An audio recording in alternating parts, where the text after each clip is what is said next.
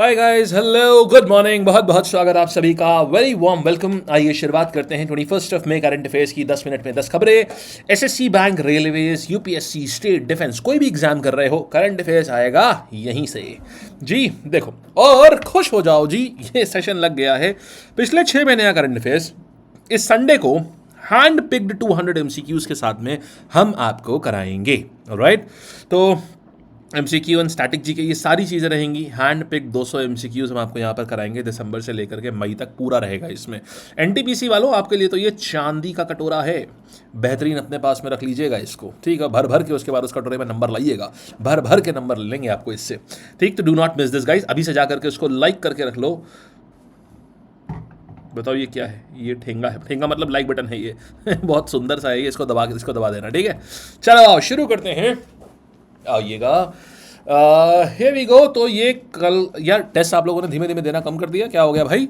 Test daily दिया करो दोस्त, डेली टेस्ट होगा आपका करंट अफेयर्स का, आपको डेली का डेली टेस्ट देना है आपको, समझ गए? No stopping here. फिर देखिएगा इंडिया का डिप्लोमेटिक इनिशिएटिव ऑपरेशन सिंदूर के बाद में, आप जानते हैं ऑपरेशन सिंदूर क्या है। ऑपरेशन सिंदूर को गवर्नमेंट बहुत सही तरीके से, मतलब इस समय दुनिया के सामने ना अपना एजेंडा स्टैब्लिश करने के लिए बड़ा सही तरीके से उसको प्रोजेक्ट कर रही है। तो करा क्या जा रहा है इसमें, देखो 7 ग्रुप बनाए गए हैं, 7 ग्रुप हैं जिसमें कुल मिला के 31 कंट्रीज में ये 7 के 7 ग्रुप जाएंगे। इन ग्रुप में कौन कौन है? इन 7 ग्रुप में मेंबर ऑफ पार्लियामेंट्स हैं, समझे? कौन है? मेंबर ऑफ पार्लियामेंट्स हैं, और कुल मिला के 59 मेंबर्स हैं, सारे एमपीज नहीं हैं, मतलब इसमें एमपीज भी हैं। इसके बाद इसमें जो बड़े आईएफएस ऑफिसर्स हैं, इंडियन फॉरेन सर्विस वाले, जो लोगों ने वहाँ उन कंट्रीज में सर्व किया हुआ है, उन सब जगह भी जाएंगे।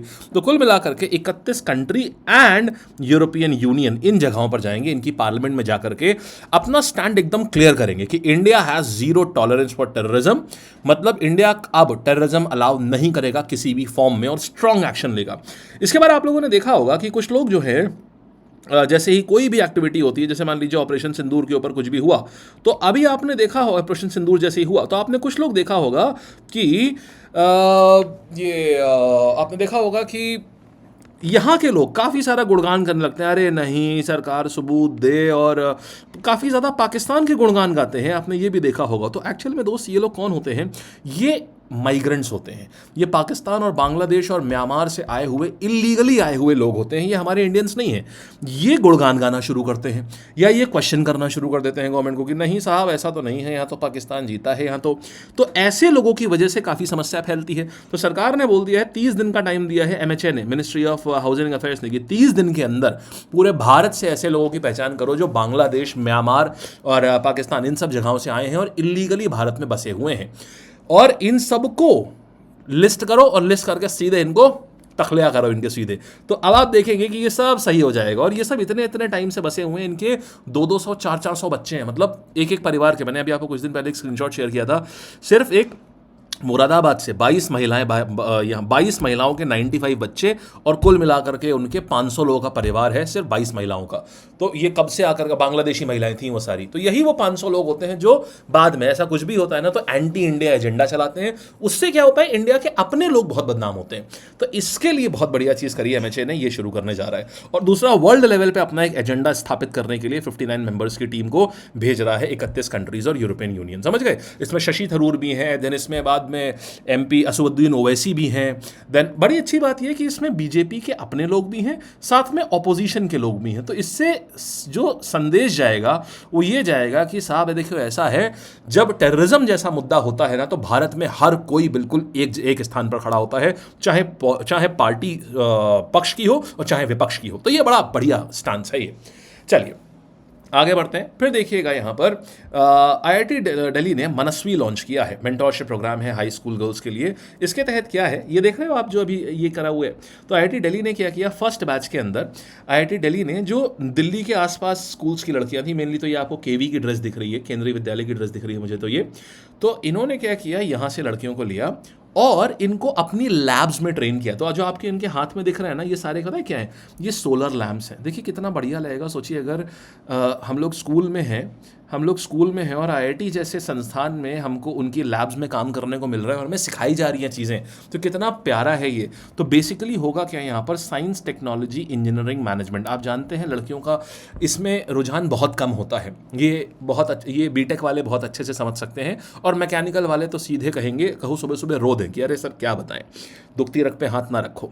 और आईटी वालों के लिए ये है कि आईटी वालों ने देखा होगा सीएस और आईटी में अगर आप जाओगे ना, तो जैसे मान लो अगर 50 लोगों का बैच है तो आपको वहाँ लगभग 15 से 20 लड़कियाँ दिख सकती हैं, मैक्सिमम चांसेस हैं यहाँ पर सीएस आईटी में। और अगर आप मैकेनिकल और सिविल में धोखे से गए तो मैकेनिकल सिविल में 50 लोगों के बैच में आपको शायद 2 से 4 लड़कियाँ आपको दिख जाएं, इतना खराब रेशियो होता है। तो इनफैक्ट इंजीनियरिंग में ही आप देखो, साइंस सेक्शन में आप जाओगे ना, साइंस जो मैथ्स सुनिए, मैथ्स और बायो लेने वाला, तो आप देखोगे मैथ्स सेक्शन में अगर 60 बच्चे हैं ना, तो उसमें से लगभग 45 लड़के होते हैं, 15 लड़कियां होती हैं, इतना खराब रेशियो रहता है। तो ये इंप्रूव हो, लड़कियां भी science technology engineering management, stem sciences बोलते हैं इनको, इस तरफ आकर्षित हो, इसके लिए आईआईटी दिल्ली ने ये मनस्वी प्रोग्राम लॉन्च किया है। ठीक है, चलो और आगे बढ़ते हैं भाई, ये हमने देख लिया। फिर देखिएगा नेक्स्ट फेज इसका कब होगा, सितंबर अक्टूबर में। अभी तो इन लोगों ने सोलर लैम्प बनाए थे। फिर देखो क्या हो रहा है, 16वीं शताब्दी का राज्यों की बावड़ी। तो राज्यों की बावड़ी का उद्घाटन जो है, ये बोला गया है कि भाई सब ऐसा है, इसको वापस से सही करो। तो क्या है ये राज्यों की बावड़ी? देखो भाई, कहानी कुछ ऐसी है कि राज्यों की बावड़ी को ना आज से 500 साल पहले बनवाया गया था। किसने बनाया था? याद है आपको, बाबर को इनवाइट भेजने वाला दौलत खान लोधी। बाबर को इसने बोला था आ जाओ भाई, तुम आ करके मार दो यहाँ पर इब्राहिम लोधी को, फिर तुम निकल लेना, मैं रूल कर लूँगा। ये आदमी अलग आदमी है, ये अलग नहीं, ख्यालों में था यार ये आदमी, बाबर को बुलाने से पहले पता नहीं क्या सोच रहा था। तो ये दौलत खान लोधी ने सन 1506 में राज्यों की बावड़ी बनवाया था। राज्यों की बावड़ी, बावड़ी मतलब जानते हो क्या होता है? स्टेप वेल माने कुआं। अब देखो ये 4 मंजिल गहरा है ये, देखो जीने लगे हैं ऐसे, स्टेयर्स लगी हुई हैं, फिर यहाँ स्टेयर्स लगी हुई हैं, स्टेयर्स लगी। तो पहले पता है क्या होता था, जैसे रानियाँ या उनकी सहेलियाँ, उनकी सखी, ये लोग आकर के इन पत्थरों के ऊपर बैठती थी आकर के, क्योंकि यहाँ बड़ा ठंडा सा रहता था, गर्मियों में बड़ा ठंडा ठंडा रहता है यहाँ पर, तो ये लोग आती थी। अब क्या है, वो एकदम बेकार हो गया। ये कहाँ पर है? जो मेहरौली में जहाँ पर कुतुब मीनार है, मेहरौली में जहाँ पर कुतुब मीनार है, वहीं पर ये रज्जों की बावड़ी भी है। कुतुब मीनार वहीं पर ये है, ये रज्जों की बावड़ी।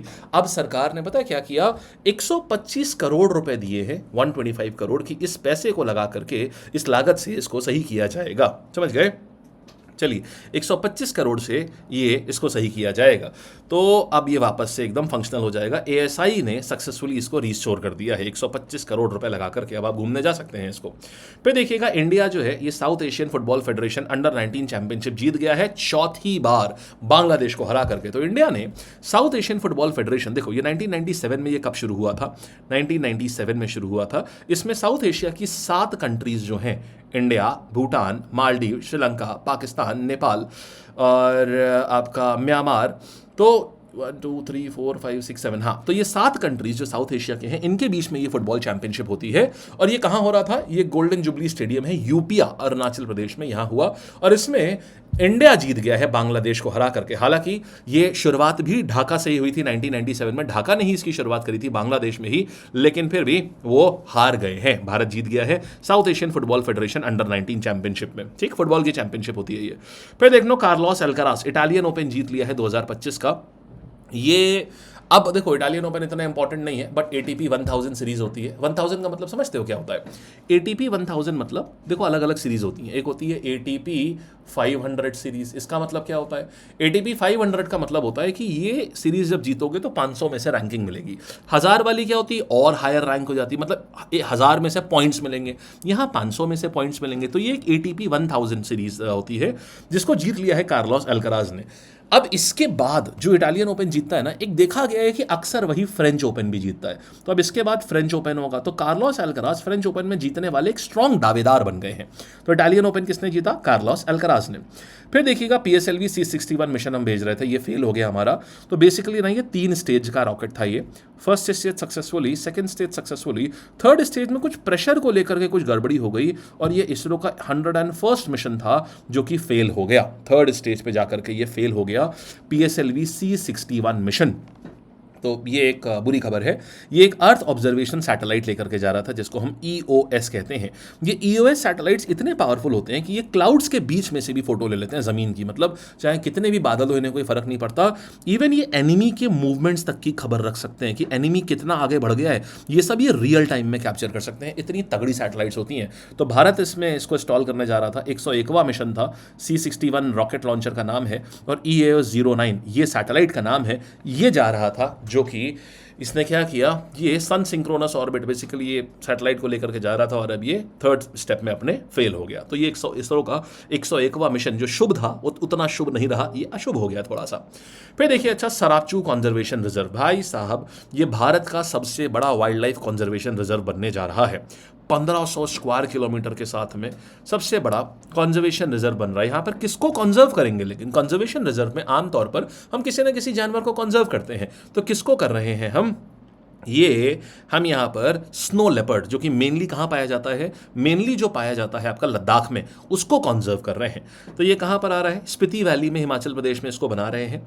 और ये one of the high density habitats है स्नो लेपर्ड का। स्नो लेपर्ड को घोस्ट ऑफ द माउंटेन बोलते हैं क्योंकि ये बहुत शाई, बहुत शर्मीला सा होता है ये स्नो लेपर्ड। तो इसके लिए, इसको बचाने के लिए ये करा जा रहा है। अच्छा, एक और चीज़ आपको बता दूं कि आज 9 बजे हम लोग क्या कर रहे हैं पता है, आज 9 बजे वाइल्ड लाइफ सेंचुरी और बायोस्फीयर रिजर्व ही है। बायोस्फीयर रिजर्व और रामसार साइट्स, स्टैटिक जीके में आज ये टॉपिक है, जरूर से अटेंड कर लेना, मिस मत करना, लाइव अटेंड करना, बहुत अच्छा टॉपिक है ये, ठीक है। तो ये कहानी आ जाएगी, समझ गए। अच्छा, फिर देखिएगा जस्टिस बेला एम त्रिवेदी, ये हाल ही में एक सुप्रीम कोर्ट की महिला जज हैं, ये रिटायर हो रही है। देखो, ना तो ये कोई चीफ जस्टिस है, ना तो ऐसा है कि किसी कहीं और की बहुत प्रमुख चीफ जस्टिस रही हूँ, लेकिन एक महिला जज है सुप्रीम कोर्ट में। सुप्रीम कोर्ट में वैसे भी महिला जजेस बहुत कम है, इसलिए ये न्यूज़ थोड़ी इंपॉर्टेंट हो जाती है। हालांकि इनका रिटायरमेंट इनका जून में होना था, बट इन्होंने अभी ले लिया, समर वेकेशन के पहले पहले उन्होंने बोला कि नहीं भाई, मेरे को रिटायरमेंट चाहिए। तो जस्टिस बेला एम त्रिवेदी, क्वेश्चन खाली इतना आएगा, बताओ ये कौन है, आप बोलोगे सुप्रीम कोर्ट की महिला जज हैं ये, ठीक है। तो सुप्रीम कोर्ट ने इनको ऑफिशियल रिटायरमेंट डेट इतनी थी, खैर इन्होंने जल्दी ही रिटायरमेंट इन्होंने ले लिया। ये गुजरात से ट्रांसफर होकर के यहाँ पर आई थी जस्टिस बेला एम त्रिवेदी। अच्छा, इसके साथ में ना मैंने कंपाइलेशन किया हुआ है, जो इंपॉर्टेंट है वो मैं आपको बता रहा हूँ। जस्टिस फातिमा बीवी, ये पहली महिला जज हैं जो सुप्रीम कोर्ट में अपॉइंट हुई थी। इसके बाद, जिसको इसको हाईलाइट कर रहा हूँ उसको देखना। फिर इसके बाद में आर भानुमति, ये पहली महिला जज थी जो तमिलनाडु से सुप्रीम कोर्ट में आई थी, ठीक है। इसके बाद में one of the longest serving Ruma Pal, longest serving women जजेस में है ये। फिर मैं आपको बताता हूँ यहाँ पर ये वेरी इंपॉर्टेंट, बीवी नागरत्ना, इनका नाम बेंगलुरु वेंकटरमैया नागरत्ना है। ये बेंगलुरु, यस, इनके नाम में एक्चुअली बेंगलुरु आता है। तो ये जो है, ये first women chief justice of India बन सकती हैं क्योंकि ये काफ़ी सीनियर हैं ये। देन इसके बाद में ये हिमा कोहली, ये chief justice of Delhi high court रही हैं ये। और तो ये जो है, ये कुछ इंपॉर्टेंट जजेस के नाम हैं, जो महिला जजेस के नाम हैं, जो आपको याद रखने एग्जाम में दिख सकते हैं आपको। ऑलराइट, नाउ सी, ये हमारा टेलीग्राम चैनल है, ये आपको ज्वाइन करके रखना है हमेशा के लिए। फिर आइएगा, ऑपरेशन सिंदूर की बात कर रहे हैं। इंडियन गवर्नमेंट ने डिसाइड किया कि एक ऑल पार्टी MP का डेलीगेशन भेजेगी फॉरेन टूर पे, global support against Pakistan sponsored terrorism के लिए। कितने डेलीगेशन हैं? 7 डेलीगेशन 59 मेंबर्स के। मनस्वी प्रोग्राम किसके द्वारा शुरू किया गया है साहब? ये लड़कियों को मोटिवेट करने के लिए, स्टेम फील्ड के लिए। देन ASI की बात करेंगे तो स्टेप वेल कौन सा है जिसको हम सही कर रहे हैं? ये है राज्यों की बावड़ी। फिर बात करेंगे यहाँ पर इंडिया ने SAFF south Asian Football Federation under 19 championship जो है, ये कहाँ पर क्या करा हुआ है, तो ये हमारे पास आ जाएगी। कौन सी चीज़ आएगी ये? इसको हम कहेंगे कहाँ खेला जा रहा था ये UP अरुणाचल प्रदेश में। देन कौन से प्लेयर ने जेनिक सिनर को डिफीट किया है इटालियन ओपन के फाइनल्स में? तो जेनिक सिनर को डिफीट किया है कार्लोस अल्कराज ने और इटालियन ओपन जीत लिया है। इसरो का EOS-09 सैटेलाइट जो है, ये कौन से लॉन्च व्हीकल ने किया है? तो ये करा है आपका PSLV C61। GSLV किसने किया है? PSLV C61 ने किया है। फिर देखिएगा इसरो का लॉन्च व्हीकल जिसको वर्क हॉर्स ऑफ इसरो बोलते हैं, ये कौन सा आ जाएगा? ये होमवर्क है, ये आपको मुझे बताना है, ये नीचे कमेंट करके आप बताएंगे। लार्जेस्ट नोटिफाइड कंजर्वेशन रिजर्व कौन सा बनने वाला है? अभी करने जा रहा है, सरापचू आ रहा है ये हिमाचल प्रदेश की स्पीति वैली में। फिर देखिएगा 11th विमेन जज कौन है जो कि सुप्रीम कोर्ट में अपॉइंट हुई थी और अभी आखिरी वर्किंग डे किया है इन्होंने, ये है बेला त्रिवेदी, ये हो जाएंगे। दैट्स इट गाइस, तो ये थे करंट अफेयर्स आज के आपके। और मस्त, अब आप फ्री हैं, बढ़िया एकदम से। उम्मीद है आपने ये किताब कंप्लीट कर ली होगी। फिर से कहता हूँ एसएससी वालों, बहुत जल्दी से कर लेना इसको। जो अपडेटेड एडिशन है इसका, जो अभी ऑलरेडी आ रहा है, फरवरी मार्च तक का न्यूज़ पूरा करंट अफेयर है, उसमें जनवरी 2024 से खत्म कर लीजिएगा इसको याद से, ठीक। और इसका पीडीएफ कहाँ मिलेगा? लैब की ऐप पर जाओगे, यहाँ करंट अफेयर्स टैब पे क्लिक करोगे, यहाँ आपको लाइन से सारे करंट अफेयर्स आपको ये मिल जाएंगे, ठीक। चलिए बाय। एंड यहाँ पर एडमिशन क्लोज हो गए हैं अब, no more admissions in this one. उम्मीद बैच अब एडमिशंस क्लोज का फंटा लग गया है, अब ये ओपन नहीं होंगे, इट इज डन, ठीक। चलिए, महापैक आप ले सकते हैं। अगर अभी भी आपको उम्मीद में चाहिए तो महापैक में ऑलरेडी आपको उम्मीद मिल जाएगा अंदर ही, तो आप महापैक ले सकते हो अगर आप उम्मीद चाहते हो तो। इसका भी डिस्काउंट कोड क्या है? यही जो हमारी ऐप का नाम है, LAB लैब। ठीक है guys, thank you, bye bye, take care, all the best. मिलते हैं हम लोग 9 बजे। Thank you.